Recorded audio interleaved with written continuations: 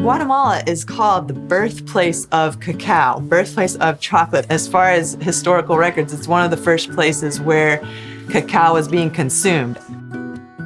Chocolate actually grows on trees, and it grows in a huge pod. Farmers there will harvest it, cut it open, and then inside of that big pod, there are lots of cacao beans. They're full of white pulp too. They cover them up with banana leaves and they ferment for several days. Then they take off the leaves, spread them out, and they dry and the white pulp goes away. But when we receive them, they actually do smell fermented still. I roast them in the oven, then it starts smelling and our whole house smells like chocolates. Wonderful. So when I crack that little bean into pieces, that's what we would sell as the cacao nibs. And they're in a little bag that you can purchase here. Those are delicious to eat. I like to sprinkle them on yogurt, on granola, on oatmeal, on top of a smoothie, a baked good.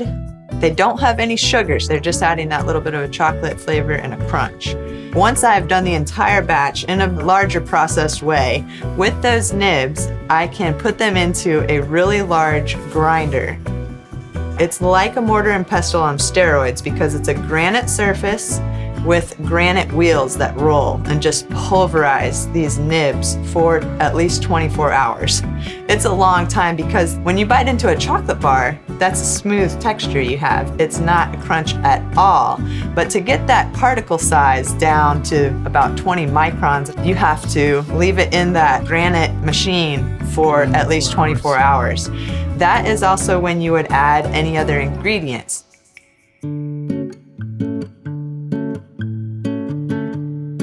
24 hours in there, and you've got what would be called chocolate liqueur.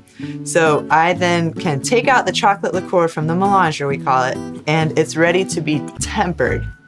Tempering involves the manipulation of the temperature, raising temperature, lowering temperature, slightly raising it back up again, so that the correct cocoa butter crystal formation occurs.